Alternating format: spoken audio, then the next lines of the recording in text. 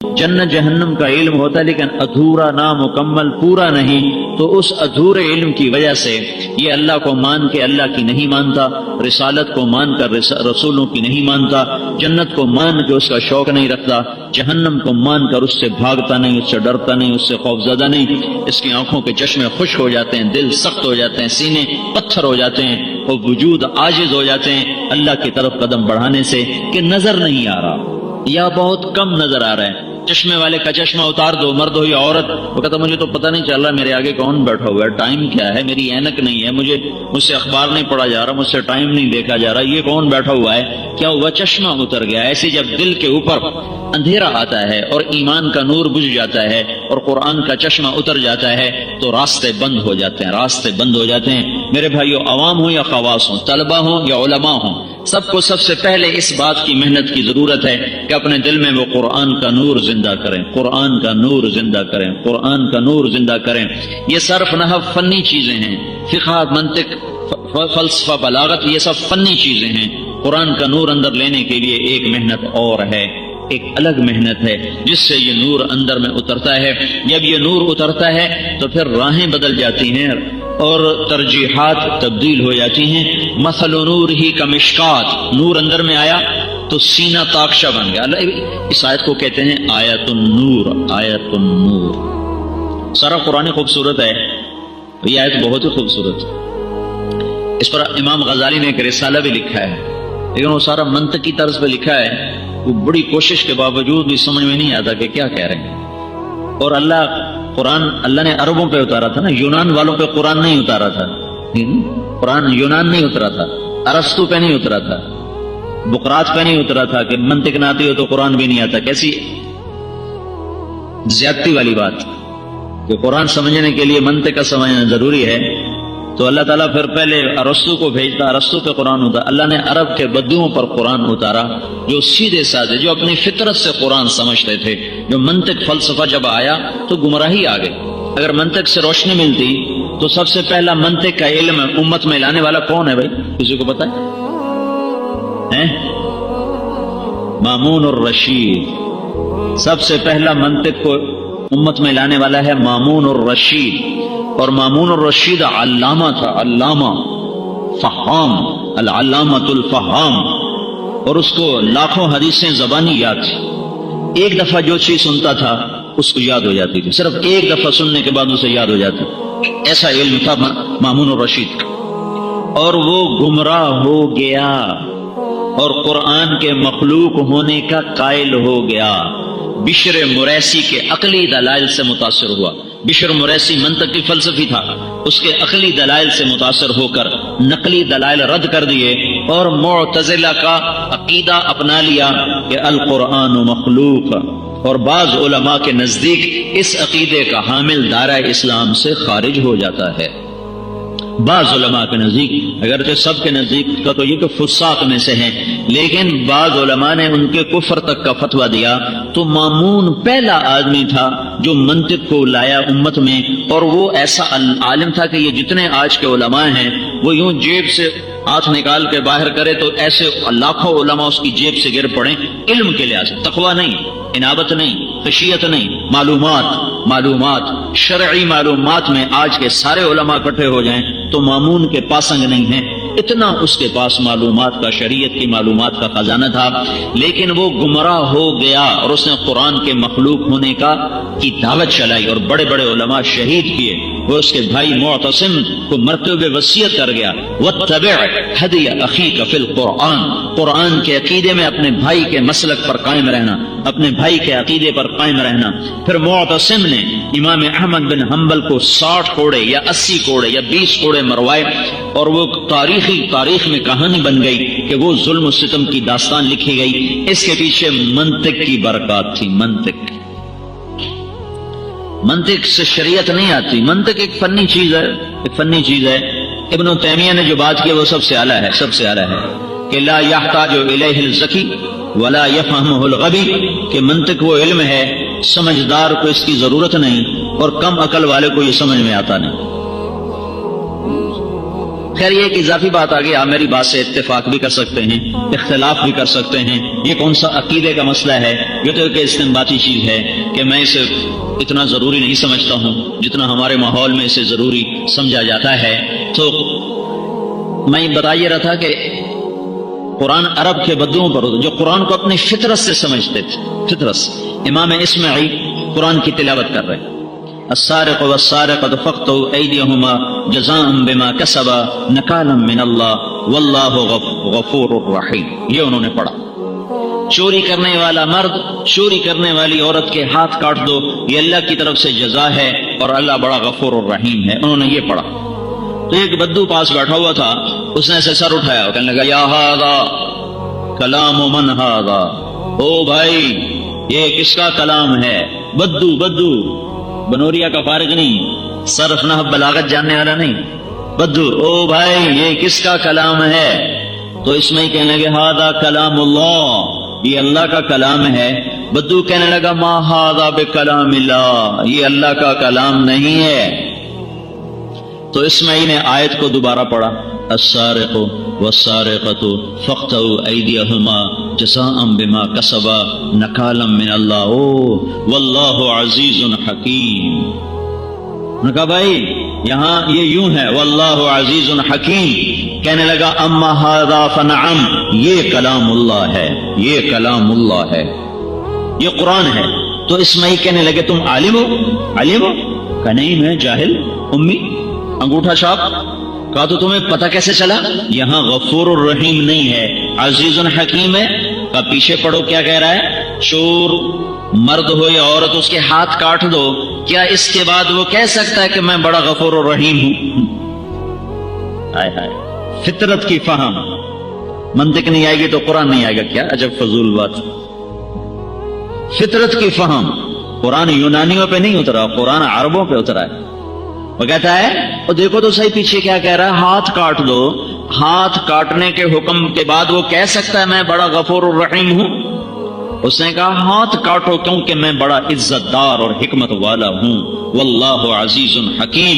یہی صفت جڑتی ہے پچھلی آیت کے ساتھ، ہاتھ کاٹ دو چونکہ میں عزت دار ہوں، حکمت والا ہوں، یہ صفت پچھلی آیت کے ساتھ جڑتی ہے۔ اب اس کی عبارت سناتا ہوں، اس کی عبارت، اس نے کہا لو غفر ورحم لم یأمر بالقطع عز فحکم فامر بالقطع۔ تو کہنے لگا بدو اگر اللہ یہاں غفور الرحیم لاتا تو ہاتھ کاٹنے کا حکم کبھی نہ دیتا، کہتا چور اور چوری کرنے والے مرد عورت کو معاف کر دیا جائے چونکہ اللہ بڑا غفور الرحیم ہے، پھر معاف کرتا۔ مجھے کہتا ہاتھ کاٹو، اس لیے کاٹو کہ وہ کہتا انا عزیز حکیم، میں ہوں عزتوں والا حکمتوں والا۔ یہ عرب کی فطرت ہے، وہ اپنی فطرت سے قرآن سمجھتے تھے، اپنی طبعی فصاحت سے قرآن سمجھتے تھے۔ ایک بدو نے یہ آیت سنی فاصدع بما تؤمر واعرض عن المشرکین، یہ آیت سنی تو اونٹ سے نیچے گر گیا، اونٹ پہ جا رہا تھا، دھڑم نیچے گیا اور سجدے میں پڑ گیا، سجدے میں۔ تو ابو عبید جو یہ آیت پڑھ رہے تھے کہنے لگے کیا کر رہے ہو، کس کو سجدہ کر رہے ہو؟ تو اس نے کہا یہ کلام جو تم نے پڑھا ہے میں اس کو سجدہ کر رہا ہوں کہ یہ کلام انسان کے بس کا نہیں ہے۔ اب ترجمہ سنو، جو کہا گیا ہے کھل کے کہہ دو، تو اس میں کون سی خوبصورتی ہے؟ جو کہا گیا ہے کھل کے کہو، اس میں کون سی خوبصورتی ہے؟ یہ ترجمے میں نہیں، یہ اصل کلام میں حسن ہے، جس کو بدو سمجھتا ہے، منطق والا نہیں سمجھتا، اسے بدو سمجھتا ہے۔ تو مثل نور ہی کا مشکات، میں یہ عرب کی زبان میں اس کا ترجمہ بتاتا ہوں۔ امام غزالی کا رسالہ واقعی مجھے نہیں سمجھ میں آیا، وہ سارا کی آیت وہ ساری منطق میں لپٹی ہوئی تھی، مجھے نہیں پتا چلا کہ انہوں نے کیا ارشاد فرمایا۔ لیکن ابن القیم کو میں نے پڑھا تو انہوں نے اپنی فطرت میں جو اس کو عرب کی بداوت میں جو انہوں نے بیان کیا کہ انسان کو تشبیہ دی ہے ایک کمرے کے ساتھ، اور سینے کو تشبیہ دی ہے کمرے میں ایک طاقچہ ہوتا تھا جس میں چراغ رکھا جاتا تھا، چراغ کے ایک مثل نور ہی کا مشکات، یہ طاقچہ ہے، فیہا مصباح، اس میں ایک چراغ ہے، وہ ایمان ہے، المصباح فی زجاجہ، وہ چراغ ایمان، وہ ایک شیشے کے لیمپ میں ہے، وہ شیشہ کیا ہے؟ وہ شیشہ دل ہے۔ پرانے جب بجلی نہیں ہوتی تھی تو چراغوں کے اوپر، بتیوں کے اوپر وہ شیشہ لگا، لالٹین کے اوپر شیشہ لگا ہوتا ہے نا، وہ شیشے کا کام کیا ہوتا ہے؟ وہ روشنی کو پھیلانے کے لیے ہوتا ہے۔ کہ روشنی تیز ہو کر باہر نکلے۔ ہمارے بچپن میں جب گاؤں میں بجلی نہیں ہوتی تھی تو ہمارا ایک ملازم اسی کام کے لیے ہوتا تھا کہ شام کو سارے لیمپ نکال کر، بتیاں نکال کر ان کے شیشے صاف کر رہا ہوتا تھا اور ان کو اچھی طرح دھو کے صاف کر کے سجاتا تھا، پھر جلا کر وہ ایک ایک کمرے میں جا کے رکھتا جاتا تھا۔ تو مثل نورہ کمشکات، یہ مشکات ہے، سینہ تاکشا، فیہا مصباح، اس میں ایک چراغ ہے، وہ ایمان ہے، لا الہ الا اللہ محمد رسول اللہ، وہ ایمان ہے۔ آمنت باللہ وملائکتہ وکتبہ ورسلہ وبالبعث بعد الموت، وہ ایمان ہے وہ چراغ ہے، چراغ، وہ چراغ شیشے میں رکھا ہوا ہے، شیشے میں، تاکہ روشنی تیز ہو جائے۔ وہ شیشہ کیا؟ المصباح فی زجاجہ، وہ چراغ جو شیشے میں ہے وہ شیشہ دل ہے، دل وہ دل کیسا ہے؟ الزجاجۃ کأنہا کوکب دری، دل گناہوں سے پاک ہے، جیسے شیشہ دھبوں سے پاک ہو تو روشنی باہر نکلے گی، اگر شیشہ ہی کالا ہوا پڑا ہو تو روشنی کا کوئی ذرہ باہر نہیں نکلے گا۔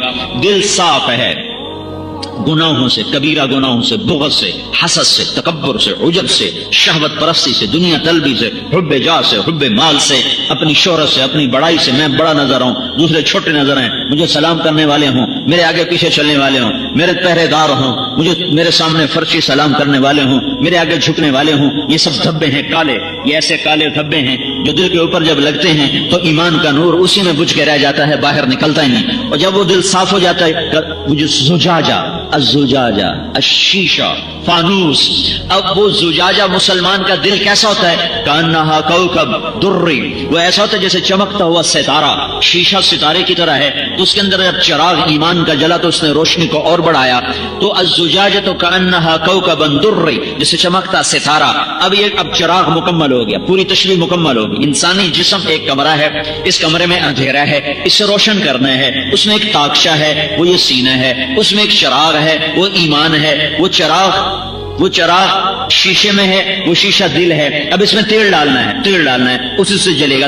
یوقد من شجرۃ مبارکۃ زیتونۃ لا شرقیہ ولا غربیہ، اس میں ایک تیل ڈلتا ہے، زیتون کے درخت کا تیل ڈلتا ہے، وہ مشرق سے بھی روشنی پڑتی ہے، مغرب سے بھی روشنی پڑتی ہے، لا شرقیہ ولا غربیہ، نہ مشرق میں کوئی اوٹ ہے نہ مغرب میں کوئی اوٹ ہے، یا لا شرقیہ ولا غربیہ، نہ مشرق کے فتنے اس کو بجھا سکتے ہیں نہ مغرب کے فتنے اسے بجھا سکتے ہیں۔ وہ مشرق کے فتنوں میں بھی روشن ہے اور مغرب کے فتنوں میں بھی روشن ہے، وہ مشرق کے فتنے ہوں تو بھی وہ چمکتا ہوا چراغ ہے، اور مغرب کے فتنے ہوں تو بھی وہ روشن چمکدار ہے۔ وہ تیل اس میں ڈالا جاتا ہے، وہ تیل اپنی ذات میں ایسا ہے کہ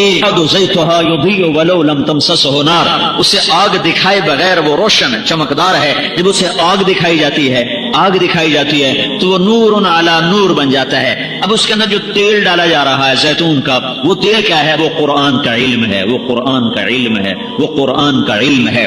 اور اس کو جو بتی دکھائی، اس کو جو لو دکھائی جا رہی، جو آگ دکھائی جا رہی، جو دیا سلائی جلائے سے جلایا جا رہا ہے، وہ میرے نبی کی زندگی کا عمل ہے، عمل، وہ نبوت والی زندگی ہے، نبوت والا عمل ہے۔ اب یہ ساری تشبیہ مکمل ہو گئی اور گھر روشن ہو گیا کہ طارق جمیل ایک وجود ہے جو اندھیروں میں ہے اور اندھا ہے، اسے روشنی چاہیے، تو اس کے سینے میں، اس کا سینہ ایک طاقچہ ہے، اس کے اندر میرے اللہ نے ایمان کا ایک چراغ جلایا ہے۔ اس چراغ کے اوپر اپنے دل کا شیشہ رکھو اور اس دل کو روشن کرو، نافرمانی سے بچا کر، گناہوں سے بچا کر، معصیت سے بچا کر، نفرتوں سے بچا کر، عداوتوں سے بچا کر، بغض سے بچا کر، قومیت سے بچا کر، لسانیت سے بچا کر، صوبائیت سے بچا کر، ملک و مال کی ہوس سے بچا کر اسے روشن کرو اور اس کو اس کے اوپر فٹ کرو۔ یہ اس کے اوپر آیا۔ اب یہ پہلے سے روشن تھا اور روشن ہوا، اب اس میں تیل ڈالو، قرآن پاک کے علم کا، علم قرآن کا تیل ڈالو، تیل ڈل گیا، اب اس سے لو دکھاؤ محمد مصطفیٰ کی پاکیزہ زندگی والی، اب یہ چمکے گا تو تم بھی چمکو گے اور سارے عالم کو چمکاؤ گے، جدھر جاؤ گے نور ہی نور پھیلاتے چلے جاؤ گے۔ یخرجون من کل غبراء مظلم ان اللہ يحب الابرار الاخفیاء الاصفیاء الذین اذا غابوا لم يفقدوا وان حضروا لم يدعوا ولم يقربوا قلوبهم مصابيح الهدى يخرجون من كل غبراء مظلمة يتنجلي عنهم كل فتنة ظلماء، کالی رات کی طرح اندھیرے، کالی رات کے اندھیروں کی طرح فتنے اور گمراہی کے کالے، گمراہی کی سیاہیاں، گمراہی کے اندھیرے، گمراہی کے تہ بتہ بادل، لم يقد يراها، اپنا ہاتھ نکالے تو ظلمتوں کی وجہ سے ہاتھ نظر نہ آئے، ظلمات بعضها فوق بعض اذا اخرج يده لم يكد يراها. اتنا اندھیرا ہے کہ اپنا ہاتھ دکھائی نہیں دیتا، لیکن جب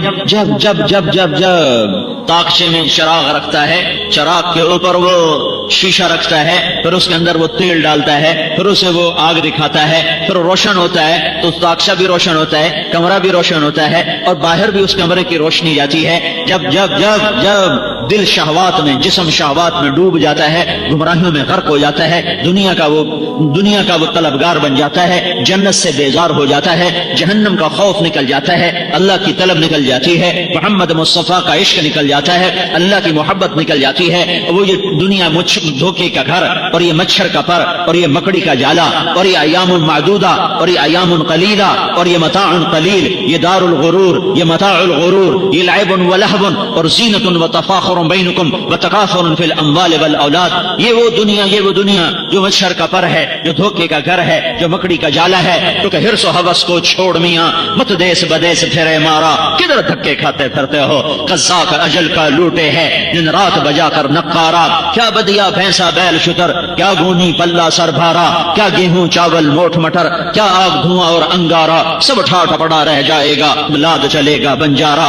اجل ہی نے چھوڑا نہ کسرا نہ دارا، اسی سے سکندر صفات بہارا. ہر ایک لے کے کیا کیا نہ حسرت سے دھارا، پڑا رہ گیا سب یوں ہی ٹھاٹھ سارا. جگہ جی لگانے کی دنیا نہیں ہے، عبرت کی جا ہے تماشا نہیں ہے. من کان یرید العاجل عجلنا له فیها ما نشاء لمن نريد ثم جعلنا له جهنم يصلاها مذموما مدحورا. من كان يريد الحياة الدنيا وزينتها نوفي إليهم أعمالهم فيها وهم فيها لا يبخسون. أولئك الذين ليس لهم في الآخرة إلا النار وحبط ما صنعوا فيها وباطل ما كانوا يعملون. قل تمتع بكفرك قليلا إنك من أصحاب النار. قل تمتعوا فإن مصيركم إلى النار. نمتعهم قليلا ثم نضطرهم إلى عذاب النار وبئس المصير. اعلموا أنما الحياة الدنيا لعب ولهو وزينة وتفاخر بينكم وتكاثر في الأموال والأولاد كمثل غيث أعجب الكفار نباته ثم يهيج فتراه مصفرا ثم يكون حطاما وفي الآخرة عذاب شديد ومغفرة من الله ورضوان